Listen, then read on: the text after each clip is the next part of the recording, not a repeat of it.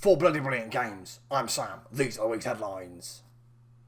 We begin with Activision employees, who will be forced to return to the office soon, it's claimed.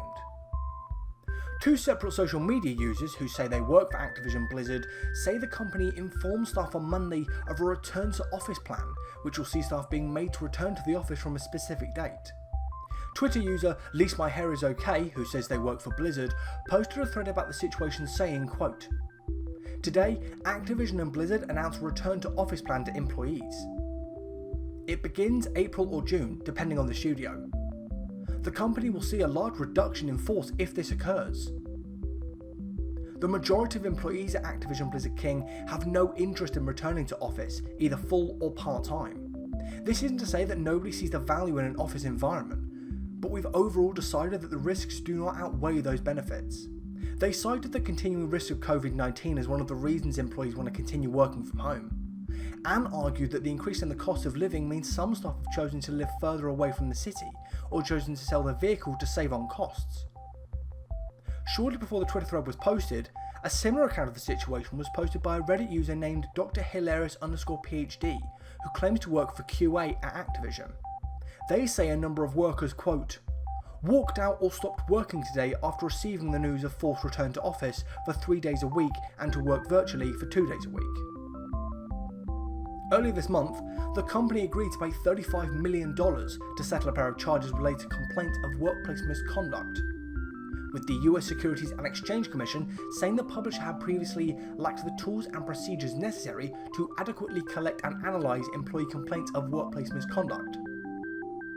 The government agency, which is tasked with protecting investors and maintaining fair, orderly and efficient markets, also said Activision Blizzard had broken the law by violating an SEC whistleblower protection rule. MultiVersus daily peak player count on Steam has dropped more than 99% since launch.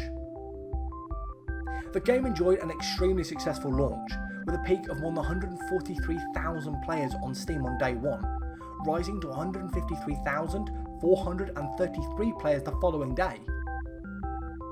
A month after its launch, Warner Bros. Stated that over 20 million players had already downloaded and played the game, suggesting a strong player base on which to build. Since then, however, the daily peak player count has been steadily dropping to the extent that this week it dipped below 1,000 for the first time according to SteamDB, hitting a peak of 986 players on Monday. This marks a drop in daily peak player count of 99.3574% in less than 7 months. Part of the reason for the drop in players may be the tepid response to the game's Season 2 content, which players have been regularly complaining about. Dead Island 2 is going to be releasing a week early. The game has been in a form of development hell for years, with fans eagerly awaiting its launch. And now Dambuster Studios, the developer, has announced it's bumping the game's release from the 20th of April to the 21st. The news came in an announcement tweet declaring that the game has gone gold, meaning it's essentially complete and ready to print on discs. Dead Island 2 had previously been scheduled to launch on the 3rd of February before it got delayed to the 20th of April.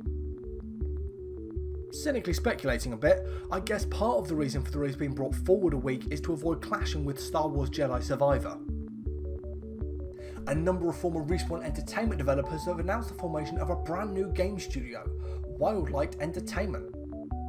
The team, which is almost entirely made up of developers that have previously worked on Apex Legends or the Titanfall series, is currently hiring for several senior roles. Leading Wildlight Entertainment is Chad Grenier, former game director on Apex Legends, who also served on the team for both Titanfall games and the original Modern Warfare series prior to Respawn boss Vince Zampeller's split from Infinity Ward. Grenier is joined by multiple other former Respawn developers who all left the studio within the last 14 months. We've got some departure news from Firaxis. 2K announced on Friday that Jake Soloman, the director of Marvel's Midnight Suns and the XCOM franchise, is leaving Firaxis after more than 2 decades. He will be replaced by former Chief Operating Officer Heather Hazen. In addition, studio head Steve Martin will also be leaving the company after 25 years.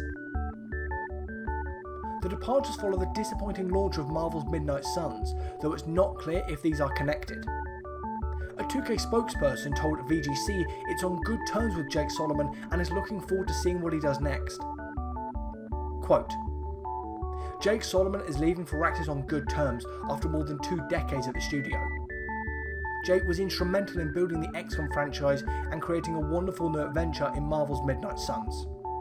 We have deep appreciation for his work and can't wait to see what he does next. Soloman, for his part, said, quote, "I'm embarking on a new chapter. However, I am incredibly grateful to have had the opportunity to fulfill my dreams at Firaxis Games. I'm thankful to everyone who enjoyed XCOM and Marvel's Midnight Suns, and to my development and publishing partners who helped bring those games to life." Soloman posted a follow-up statement on Twitter in which he went on to thank Sid Meier for being the teacher that helped make Soloman the developer he is today. Firaxis this week also has officially announced that the next mainline game in the Sid Meier's Civilization series is in development. Ed Beach, franchise lead designer on Civilization 6, will continue in his role as creative director on the new game. Before we go, a quick roundup of the notable releases from the past week. The 14th saw the release of A Labyrinth of Galeria: The Moon Society for PC, PlayStation consoles and Switch. The PC version from 3 reviews scored an average 80%. The PS5 port from 4 outlets scored an average 83%. And the Switch release from 2 publications scored 80%. Also out on the 14th was Wanted Dead for PC, PlayStation consoles and Xbox consoles. The PC port from 28 reviews scored an average 58%. The PS5 version from 24 outlets scored an average 60%. And the Xbox Series release from 18 publications scored 59% average. The 15th saw Returnal release for PC. When the PS5 version of the title launched in April of 2021, it scored 86%, whereas the PC port this week from 27 outlets scored an average 87%.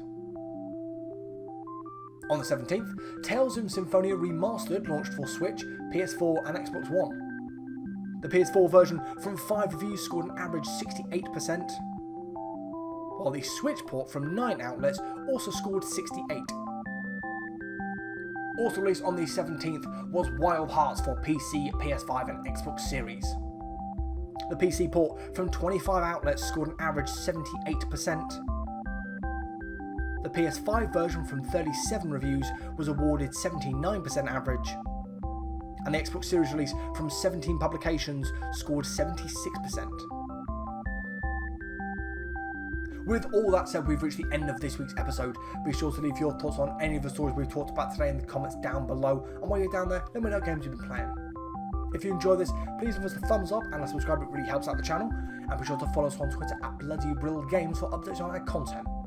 I'm Sam, thank you for watching Bloody Brilliant Games. I'll see you next week. Goodbye.